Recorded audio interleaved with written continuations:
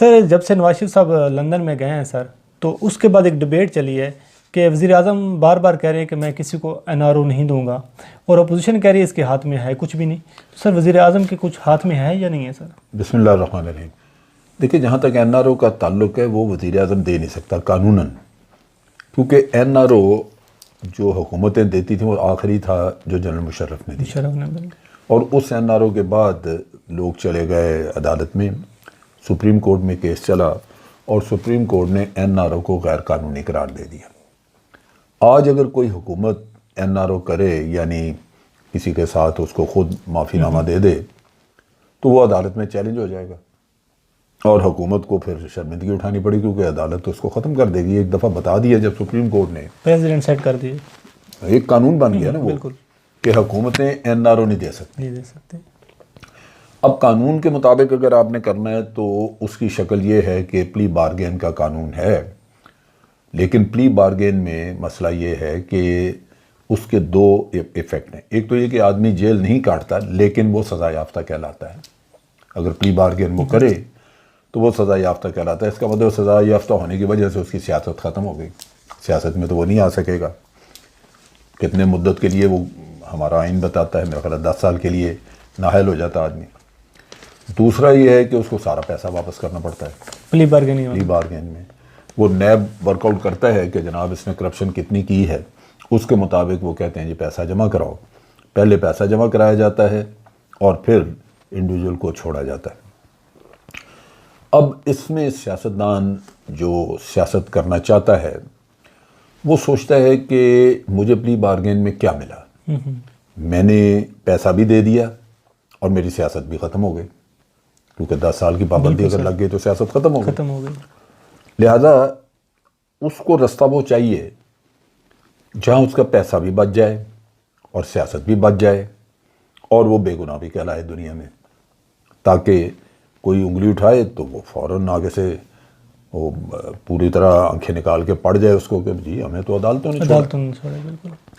سو اس کے لیے ہمیں سمجھنا چاہیے تھا کہ یہ جو لوگ ہیں بڑے بڑے ہمارے جو لیڈر بنے رہے، جو حکومتوں میں رہے، ان کی جو کرپشن ہے اس کو ایک آدمی کی، ایک خاص شخص کی کرپشن کے طور پہ نہیں دیکھا جانا چاہیے.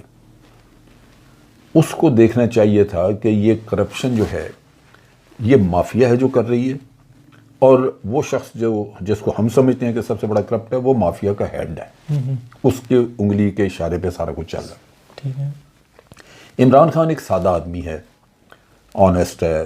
وہ سمجھتا ہے کہ میں چونکہ NRO نہیں کرنا چاہتا تو شاید سارے اسی طرح معاملات چل رہے ہیں. نہیں، اس طرح نہیں چل رہا.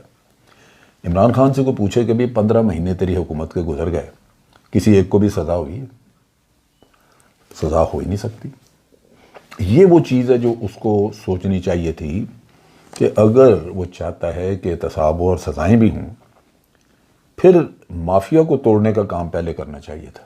اور اس میں سسٹم کے اندر جہاں مافیا کا کنٹرول ہے وہاں حکومتی ادارے اگر ساتھ ہیں تو حکومتی اداروں کو ہٹانا چاہیے تھا. ابھی آپ میں ایکسپلین کرنے کے لیے میں آپ کو بتا دوں، میں جو مافیا کہتا ہوں وہ اس لیے ہے کہ آج جو میگا کرپشن والے لوگ ہیں جنہوں نے بہت بڑی بڑی کرپشن کی ہے، جوڈیشری ان کے ہاتھ میں ہے. اس مافیا کے سر معافی کے بالکل ان کو پتہ ہے کہ کس جج سے کیا انہوں نے کام کرانا ہے. پھر جیسے ابھی آپ نے ارشد ملک کا قصہ دیکھا، پھر ان کے وکلاء وکیل وہ ان کے ہاتھ میں ہیں، اور نیچے جہاں انویسٹیگیشن ہوتی ہے وہ ان کے ساتھ ہیں لوگ. یہ سارا سلسلہ چلتا ہے پیسے کے ذریعے، کہ اگر آپ نے 1 ارب روپے کی کرپشن کی ہے تو اس میں سے 10-15 کروڑ آپ نے سسٹم کو خریدنے میں لگا دیا. قبضہ آپ کا سب سے امپورٹنٹ جو قبضہ ہے وہ آپ کا پولیٹیکل سسٹم کے اوپر. پولیٹیکل پارٹی ہے، اس میں تمام مفادات کے ٹولہ مفاد پرست، ان کو حقائق نظر آ رہے ہوتے ہیں لیکن وہ آ کے تو یہاں پہ ہر طرف دفاع کر رہے ہیں، اس کے نعرے لگا رہے ہیں. پھر ان کا قبضہ سول سوسائٹی عوام کے اوپر ہوتا ہے. عوام مرتے جاتے ہیں، لٹتے ہیں لیکن آ کے کہتے ہیں پھر ان کو کہ ہم تیرے جانثار ہیں، ہم یہ ہیں وہ ہیں۔ جب ایک آدمی، ایک مافیا، اس کو پورا ہوسٹیج وہ بنا لے پورے سسٹم کو، اور وہ پولیٹیکل سسٹم، عوام، یہ وہ ہر کسی کو ہاتھ میں لے لے، اس کو سزا کون دے گا؟ سزا ہو ہی نہیں سکتی اس سسٹم میں سر، کسی مافیا کو سزا ہو ہی نہیں سکتی۔ یہ کوئی کہہ سکتا ہے کہ یہ کرپشن نہیں ہوئی؟ اتنی جو امپائرز بنی ہیں، پاکستان لوٹا پھوٹا ایک ملک رہ گیا ہے، تو کون لوٹ کے لے گیا ہے؟ کدھر گیا وہ پیسہ؟ میاں صاحب کا دیکھ لیں، زرداری صاحب کا دیکھ لیں، یہ تو میں دو بڑے بڑے لوگوں کی بات کر رہا ہوں۔ میاں صاحب کا جو کچھ جائیدادیں جو انہوں نے رکھا ہوا ہے وہاں پہ انگلینڈ میں، لندن اور دوسرے ملکوں میں، لندن والی پراپرٹیز کا تو وہاں پہ ڈیلی میل اخبار نے ساری تفصیل دی، اور ایک شرمناک نام دیا ان کو، کہا پینٹ ہاؤس پائریٹس، اور جائیدادوں کی تصویریں چھاپیں۔ میاں صاحب نے، ان کے فیملی نے کہا کہ ہم نہیں چھوڑیں گے، ہم اس پہ اوپر مقدمہ کریں گے، یہ جھوٹ بولتا ہے۔ یہ 1 سال کی مدت تھی جس کے اندر مقدمہ ہو سکتا تھا، وہ سال بھی گزر گیا، مقدمہ کوئی نہیں کیا۔ اس کی وجہ یہ ہے کہ مافیا کا جو کنٹرول ہے وہ پاکستان کے اندر ہے، باہر نہیں ہے۔ یہاں وہ کہہ سکتا ہے کہ جی ہمیں تو سیاسی دشمنی، پولیٹیکل وکٹمائزیشن ہے، اور ہمارے لوگ احمقوں کی طرح، بے وقوفوں کی طرح لگ جاتے ہیں، ہاں جی فوج نے کرایا، فلاں نے کرایا۔ بھائی اللہ کا نام لو، ادھر انگلینڈ میں جا کے یہ بات کریں نا تو وہ اٹھا کے اندر بند کر دیں گے۔ وہ ڈیلی میل والوں کے اوپر کرتے ہی ہے جا کے مقدمہ۔ اب اتنا گھنونا الزام لگا شہباز شریف کے اوپر، وہی ڈیلی میل نے سارا کھوئی نکال کے انہوں نے کہا جی یہ زلزلہ زدگان کی امداد کھا گئے، وہی پیسہ انہوں نے منی لانڈرنگ کی ہے، لے گئے ان کا بیٹا، ان کا، انہوں نے مختلف لوگوں پہ ان پہ الزام لگایا، شہباز شریف اینڈ کمپنی۔ انہوں نے کہا جی جھوٹ ہے، یہ ہمارے خلاف، یہ شہزاد اکبر اور فلانا انہوں نے مل ملا کے یہ کام کرایا ہے، یہ آرٹیکل لکھوایا، یہ ہو نہیں سکتا، کس نے ان کو رسائی دی، یہ کیا وہ کیا، ہم ان کو مقدمہ کریں گے، ان پہ چھوڑیں گے نہیں۔ پھر ایک نوٹس سا بھیجا اس کو، ڈیلی میل والے کو، وہ ختم ہو گیا۔ ڈیلی میل والے نے جس دن یہ انگلینڈ جا رہے تھے اس دن بھی اس نے کہا، جس نے آرٹیکل، اس نے کہا جی یہ انگلینڈ میں آ رہے ہیں، میں انتظار کر رہا ہوں کہ یہ مقدمہ کریں، بلی کی طرح کہیں جا کے تو چھپ گئے۔ تو سر جو پھر عمران خان یہ جو نعرہ لگا رہا ہے، ہر میاں والی میں تھے 1-2 دن پہلے، انہوں نے وہاں پر بھی بات کی، اس سے پہلے بھی عمران خان نے بات کی کہ میں جب تک میں بیٹھا ہوں میں کسی کرپٹ مافیا کو نہیں چھوڑوں گا۔ یہ پھر یہ جو سیاسی نعرہ ہے سر، یہ سیاسی نعرہ ہے؟ سیاسی نعرہ نہیں، یہ اس کی خواہش ہے کہ میں یہ نہیں چھوڑوں گا، میں کرنا۔ ایک آدمی مخلص ہے، وہ کرنا چاہتا ہے ملک کا بھلا، لیکن اس کا ہاتھ نہیں پڑ رہا، وہ یہ نہیں سمجھ رہا کہ مجھے اس کے لیے پلاننگ کچھ کرنی ہے، اور سارا ملک اس کے خلاف لگا وہ اس کو ناکام بنانے کے لیے۔ تو سر ایک ریاست میں وزیر اعظم بے بس ہے سر تقریباً۔ وہ کس طرح، میں تمہیں بتاؤں، ایک طرف یہ کرپٹ ٹولہ تو ہے ہی، دوسری طرف آپ دیکھ رہے ہیں کہ قرضے بے پناہ تھے۔ جب قرضے آپ نے لے کے اگر زندگی گزارنی ہے تو آپ یہ نہیں کر سکتے کہ آپ قرضہ لے کے ایک چیز 100 روپے کی خریدیں اور عوام کو وہ آپ 50 روپے کی دے دیں۔ وہ تو 50 روپے مزید آپ کے اوپر بوجھ بنا، وہ بھی قرضہ پھر اور لینا پڑے گا۔ سو قرضے سے نکلنے کے لیے کم از کم جو آپ کر سکتے ہیں وہ یہی ہے کہ 100 روپے کے لیے آپ نے چیز باہر سے منگوائی، 100 کی عوام کو بھی 100 کی دے دیں، کم از کم آپ برابر تو رہیں گے۔ ہونا تو یہ چاہیے کہ آپ 100 کی بجائے 110 کی دیں تاکہ 10 روپے آپ کے پاس قرض اتارنے کے لیے آئیں، لیکن چلیں آگے سے قرضہ نہیں بڑھے گا، آپ 100 روپے کی چیز لیتے ہیں 100 کے دیتے ہیں۔ لیکن یہاں یہ ہوا کہ پہلے حکومتیں قرضہ لے کے تو 100 روپے کی چیز 80 میں دے دیتی تھیں، قرضہ بڑھتا جا رہا تھا۔ عمران خان نے ایک مخلص آدمی کی طرح 100 روپے کی چیز 100 روپے میں دینی شروع کی، عوام نے کہا یہ مہنگائی ہو گئی۔ اب یہ کسی نے نہیں پوچھنا کہ بھائی ملک تو دیوالیہ ہونے والا ہے، جو اتنے بڑے بڑے قرضے لے لیے، پاکستان کی آمدنی نہیں ہے اتارنے کی، تو باہر کا قرضہ ہے وہ آپ کے گردن دبائیں گے آ کے۔ آپ نے چیزیں گروی رکھی ہوئی ہیں، اسحاق ڈار یہاں پہ ایئرپورٹ، سڑکیں، ہر چیز گروی رکھتا گیا ساتھ ساتھ اور پیسے لیتا گیا۔ اب ان چیزوں کو جب آپ نے عوام کو سمجھانا مشکل ہے، لیکن عوام کو ایک ہی چیز نظر آتی ہے کہ ان کی زندگی تنگ ہو گئی، اور واقعی تنگ ہے، کیونکہ جو کرپٹ آدمی ہے، جس نے کرپشن کا پیسہ رکھا ہوا، اس کو تو جیب میں پیسے ہیں، جس نے دیہڑی کے پیسے لینے ہیں روز کے، یا جس کو مہینے کی ایک تنخواہ ملنی ہے مقرر، اس کے لیے زندگی مشکل ہو گئی، لیکن وہ یہ سمجھنے سے قاصر ہے کہ یہ عمران خان کا قصور نہیں، یہ اس کی مجبوری ہے۔ تو پہلا ایک طبقہ، میں سارا ایکسپلین کر دوں پھر، پہلے یہ طبقہ۔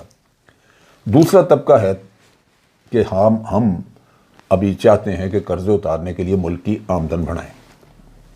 اب آمدن میں ایک ذریعہ تو یہ ہے کہ ہم بہت کچھ دنیا کی چیزیں بنا رہے ہوتے، مشینری یہ وہ، تو ہم ایکسپورٹ کرتے، باہر جا رہی ہوتی، ہمیں اس میں پروفٹ آتا، ہماری آمدن بڑھ جاتی۔ وہ تو خاص ہے نہیں اتنا، کیونکہ ملک میں پچھلے سالوں سے انڈسٹری آہستہ آہستہ بڑی کم ہو گئی، نئی لگی نہیں۔ ہمارا بنیادی طور پہ کاروبار تھا ٹیکسٹائل کا، وہ بھی آہستہ آہستہ ہمارا کمزور ہو گیا، کئی لوگ یہاں سے فیکٹریاں اٹھا کے لے گئے جب بجلی کا بحران تھا۔ تو ان حالات میں قرضہ اتارنے کے لیے ایک راستہ ہے، وہ یہ کہ آپ اپنے لوگوں پہ ٹیکس لگائیں اور ان سے پیسہ وصول کریں۔ اب جب ٹیکس لگائیں گے تو پہلے تو عوام کے لیے مہنگائی بھی اس کی بڑھے گی، دوسرا یہ ہے کہ جس نے ٹیکس دینا ہے، یہ تاجر ہے، اس نے ٹیکس دینا ہے، تو تاجر کی آمدن کم ہوگی ٹیکس دینے کی وجہ سے، لیکن تاجر ٹیکس دینا نہیں چاہتا، انہوں نے حکومت کے خلاف ہی ہڑتال کر دی۔ نتیجہ یہ کہ ٹیکس نہیں آ رہا، تاجر مجھ سے سیل ٹیکس لے رہا ہے 17%، مجھے تھوک لگ رہی ہے، لیکن چونکہ وہ گورنمنٹ کے ساتھ رجسٹرڈ نہیں ہے، ادھر وہ دیتا ہی نہیں۔ بالکل نتیجہ یہ کہ تاجروں سے آپ پیسے وصول کرنے لگے ٹیکس کے، تو وہ تاجر آپ کے خلاف ہو گئے، سیاستدان پہلے ہی ان کی کرپشن پکڑی جا رہی ہے تو وہ خلاف ہو گئے ہیں۔ آپ نے تھوڑا بہت لوگوں کو ٹرانسفر کی، پوسٹنگ کوئی آپ نے لگائے لوگ، اور ان میں ادلے بدلی کی، تو وہ بھی ناراض ہو گئے کہ جناب میں تو بھی یہاں 2 سال نہیں میرے پورے ہوتے نکالا۔ نتیجہ یہ ہے کہ اس ملک کا زیادہ تر طبقہ وہ نہیں چاہتا کہ عمران خان کامیاب ہو۔ وہ کہتے ہیں اگر یہ کامیاب ہوا تو تاجر کہتا ہے جی مجھے تو ٹیکس دینا پڑ جائے گا۔ غریب بیچارہ سچا ہے، وہ کہتا ہے جی یہ کامیاب ہوا ہے کیا، اس کی کامیابی تو میرے لیے مہنگائی ہے، میں کیا کروں۔ اور سیاستدان جو ہے وہ سوچتا ہے کہ بھئی اگر یہ کامیاب ہو گیا تو پھر تو ساروں کی کرپشن جو ہے وہ شاید پکڑی جائے، کیونکہ بالآخر یہ کوئی ادارے ٹھیک کرے گا تو کرپشن کے کیس ان کو سزائیں ہوتی ہیں، یہ نہیں ہوتی، پر گلے میں تو لٹکی ہوئی ہے نا ایک چیز۔ سو کوئی نہیں چاہتا کہ یہ کامیاب ہو، لہٰذا جو یہ بہت زیادہ شور ہوتا ہے کہ یہ نکمے ہیں، نالائق ہیں، یہ کچھ نہیں کر رہے، ٹھیک ہے کچھ ان کے گورننس کے مسئلے ہیں، لیکن اتنا بھی برا حال نہیں ہے کہ ہر کوئی یہ کہتا رہے کہ نکمے ہیں، نالائق ہیں، جی ان کو کچھ پتہ ہی نہیں ہے، ہوتا ہی کچھ نہیں۔ بھئی نیچے تو بیوروکریسی وہی ہے جو چلا رہی۔ تو مسئلہ سارا یہ ہے کہ مفادات کا ٹولہ آج اس کے پیچھے لگا ہوا ہے۔ اس کی حماقت یہ ہے کہ اپنی ٹیم میں بہتر لوگوں کی بجائے بعض کالی بھیڑیں رکھی ہوئی ہیں، اور دوسری طرف نعرے بازی زیادہ کرتا ہے۔ لیکن سر وہ جو کالی بھیڑیں ان کی مجبوری ہے یا نواز نہیں، غلطی ہے، اس کی حماقت ہے، غلطی ہے۔ مجبوری کیا بھائی، یہ کسی کے باپ کا ملک تو نہیں ہے کہ میں یہ کہوں کہ جی میرا دوست ہے لہٰذا اس کو میں اس پہ ٹھیکیداری ضرور دینا چاہتا ہوں کہ اس میں یہ حکومت میں رہے یا میرے ساتھ یہ کرے یا وہ کرے۔ یہ اس کو بتانا ہوگا اپنے دوست یاروں کو، کبھی دوستی اپنی جگہ پہ، لیکن یہ ایک امانت ہے پبلک کی میرے ذمہ۔ میں یہ نہیں کر سکتا کہ اس امانت سر یہ امانت بہت بڑی ہے، کیونکہ 2 بڑی جماعتوں کو لوگوں نے ریجیکٹ کر کے ایک عمران خان کو آگے لے کر آئے۔ لوگ بہت زیادہ مایوس ہیں، مثلا کہ سر اتنے لوگوں میں مایوسی ہے۔ جب مایوسی تو میں نے تو ایکسپلین کر دی ہے، مایوسی نہیں ہے، یہ ہے جو میں نے آپ کو بتایا کہ سیاستدان اپنے بچنا چاہتا ہے۔ جو آپ کو مایوسی کے نعرے بڑے نظر آتے ہیں، سنتے ہیں آپ جو اس کے 4-5 بندے ہیں، کیا اس سے سارا ملک خراب ہو گیا؟ زلفی بخاری کی وجہ سے، یا نعیم الحق ہے، یا کوئی 4-5 جو اس نے لگائے ہوئے ہیں، کیا اس کی وجہ سے سارا ملک خراب ہو گیا؟ نہیں، ہم ان کو اعتراض اس لیے کرتے ہیں کہ وہ میرٹ پہ نہیں ہے۔ جب ایک آدمی اخلاقی اعتبار سے وہ کہتا ہے جی میں ہائی مورل گراؤنڈ پہ کھڑا ہوں، میں چاہتا ہوں میرٹ ہو یہ وہ، تو پھر اس کو میرٹ لگانا چاہیے۔ میں اس نقطہ نگاہ سے کہہ رہا ہوں، لیکن جو مسائل ہیں وہ میں نے بتایا آپ کو کہ مایوسی